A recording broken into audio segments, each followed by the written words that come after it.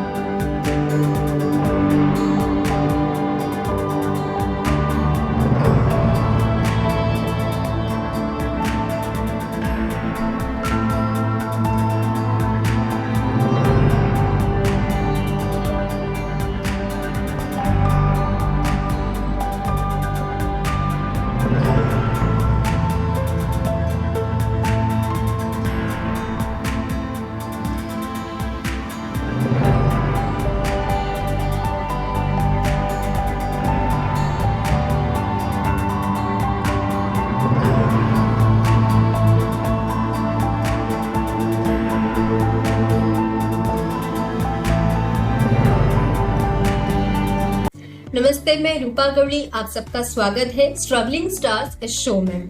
आज हमारे साथ जो मेहमान है वो बहुत ही खास है।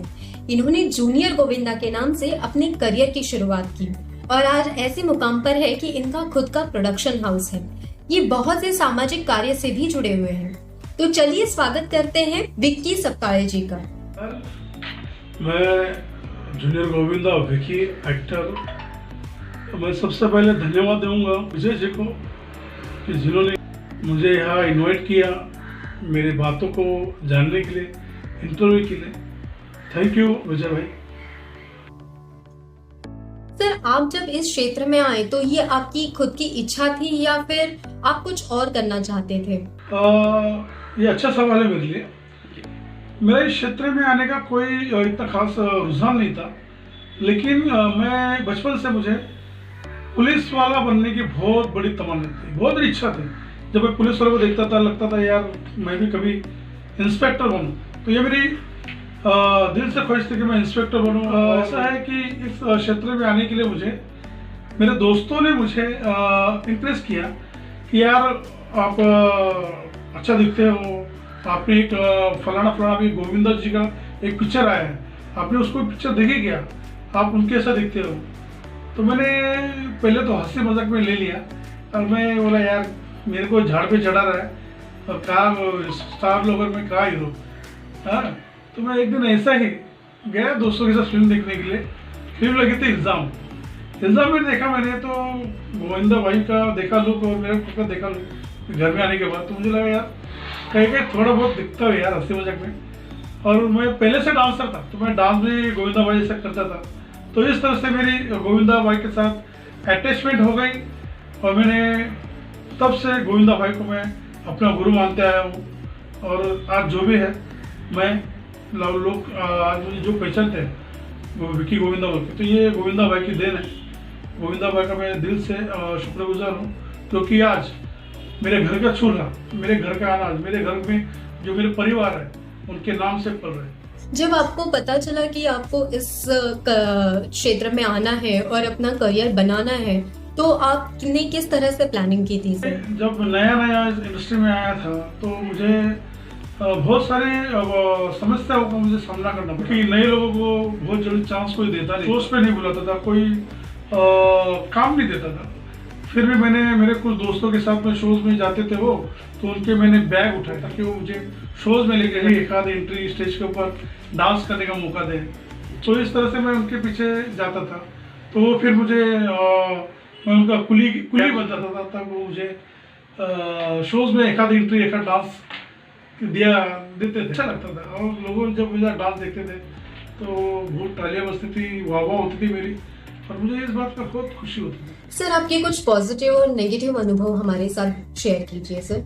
पॉजिटिव एक्सपीरियंस तो मुझे बहुत है, उनमें से खास मेरा एक आपको मैं शेयर करना चाहूँगा कि सच का सामना जब चल रहा था, एक बहुत बड़ा रियलिटी शो था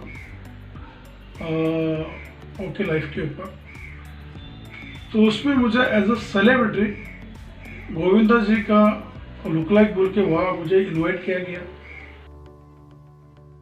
क्योंकि सच का सामना की टीम ने पहले गोविंदा भाई को इनवाइट किया था, लेकिन कुछ गोविंदा भाई बिजी होने के कारण गोविंदा भाई नहीं कर पाए थे वो शो, तो उनके सेक्रेटरी ने मेरा नाम वहाँ पे सच का सामना की टीम को सजेस्ट किया था, और वहाँ से मुझे कॉल आई थी कि हमें आपका सच का सामना में इंटरव्यू लेना है, आपको इनवाइट करना है, रियलिटी शो है।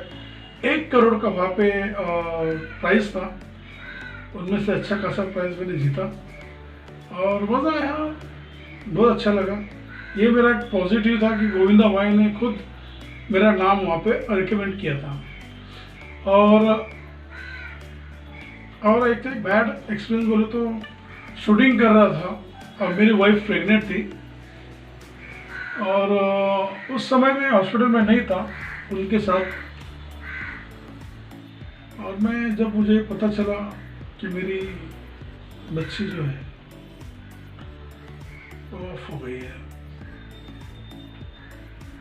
ऑफ हो गई, मुझे 16-17 साल के बाद लड़की हुई थी, बच्चा हुआ था। बैड लक, मैं नहीं था मेरे वाइफ के पास हॉस्पिटल में और ऑफ हो गई। ये मेरे लाइफ का सबसे बड़ा आज तक का न कभी भूलने वाला बैड एक्सपीरियंस है। आप जब इस क्षेत्र में आना चाहते थे तो किस प्रकार की समस्याएं आपके सामने थी और किस तरह से आपने उन पर मात किया सर? स्ट्रगल तो ऐसा है, यहाँ पे कंपटीशन बहुत है इंडस्ट्री के अंदर। हम अगर किसी के पास काम मांगने जाते हैं, किसी शोज के लिए कोई बुलाता है हमें, तो ऐसे भी लोग हैं जो बहुत सारे इवेंट मैनेजर होते हैं, कुछ सीरियल में हमको बुलाया जाता है, तो वहाँ पे कंपटीशन बहुत होता है। अगर मैं डिमांड करता हूँ कि मुझे 50,000 रुपये चाहिए या 25,000 चाहिए, तो दूसरे लोग 5,000 भी चले जाते हैं, तो उनको ले लेते हैं, कॉम्प्रोमाइज कर लेते हैं पैसे के। आप अभी इस क्षेत्र में है, अगर कोई बाहर है जो अभी स्ट्रगल कर रहे हैं, वो इस क्षेत्र में आना चाहते हैं, तो उनके लिए आप क्या कहेंगे सर? सबसे पहला मैं आने वाले सभी न्यू कलाकार को दिल से ये बताना चाहूँगा, एडवाइस देना चाहूँगा, यहाँ आइए। यहाँ मुंबई में बड़े बड़े सपने हैं, साकार भी होते हैं, लेकिन सारे सपने साकार नहीं, पूरी तैयारी करके आइए। यहाँ का पूरा बैकग्राउंड आप अपने जहन में बिठा के आइए कि वहाँ पे तुमको जाना है, स्ट्रगल करना है, काम को 2-4 महीनों में नहीं मिलने वाला है। तो ये सारी चीज़ें हैं। यहाँ मुंबई में ऐसे भी कुछ लोग हैं जो प्रोडक्शन हाउसेस को, जो नया आने वाले कलाकार लोगों को लालच देते हैं और अपने झांसे में ले लेते हैं, उनसे पैसे हटते हैं इंटरव्यू के नाम पे, ऑडिशन के नाम पे। हम आपको एल्बम बनाते हैं, आपको सारी चीज़ें के नामों के ऊपर नए कलाकारों से पैसे हट लिया जाता है। लड़कियाँ आती है बेचारी, उनको कॉम्प्रोमाइज़ के लिए बोला जाता है, उनके साथ गंदे गंदे विचार करते हैं। मैं सभी का नाम नहीं ले रहा हूँ, इस तरह से घटिया हरकतें करते रहते हैं। अब मेरा भी एक प्रोडक्शन हाउस है उज्ज्वला फिल्म्स। अब मैंने यहाँ पे मेरे उज्ज्वला फिल्म्स के अंदर मैंने अभी तक मेरे वेबसाइट चलने आने वाली है, फिल्मी दुकान बहुत जल्द आने वाली है, और मेरा एक लेटेस्ट में भी एक टिकटॉक बंद हो गया है, तो उसके ऊपर मैंने एक मराठी गाना एल्बम टिकटॉक वरती आप लोगों के सामने, आप लोगों के लिए ये आने वाला है। टिकटॉक वरती आप ज़रूर देखिएगा और सबको दिखाइएगा अपने फैमिली में। बहुत बढ़िया गाना है, फुल एंटरटेनमेंट है और अच्छा है।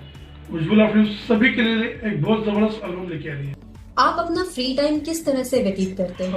ऐसा है कि फ्री टाइम मैं जब भी मैं शूटिंग से फुर्सत मिलती है या मैं कहीं शोज़ में नहीं है तो घर में रहता हूँ, अपने वाइफ के साथ रहता हूँ, अपनी माँ के साथ रहता हूँ, उनके साथ टीवी देखता हूँ, गाने सुनता हूँ जो मुझे बहुत पसंद है, जूने पुराने गाने, रफ़ी साहब के गाने, किशोर कुमार जी के गाने। और अभी तो लॉकडाउन का पीरियड चल रहा है, अभी तो ये वक्त आया ऐसा है कि मैं मेरे वाइफ के साथ किचन में खाना बना रहा हूँ, झाड़ू लगा रहा हूँ, कभी कभी बर्तन मांज रहा हूँ। और मेरे घर वाले भी बहुत खुश है कि मैं उनके साथ दाल में बघार दे रहा हूँ, बर्तन मांज के मेरे वाइफ को दे रहा हूँ। मेरी वाइफ भी बड़ी खुश है। ये लॉकडाउन का फ्री टाइम इस तरह से इंजॉय कर रहा हूँ मैं, और आप भी इंजॉय कीजिए।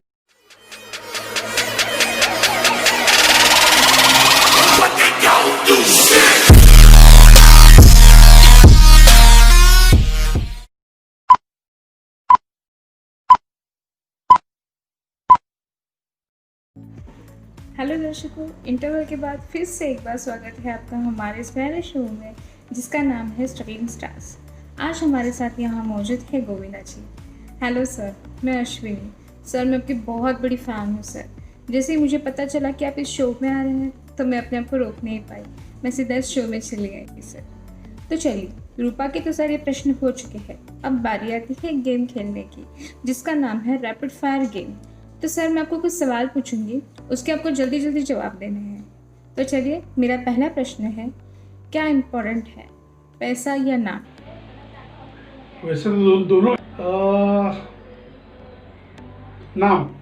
किसे चूज करेंगे, फैमिली या फ्रेंड्स? फैमिली।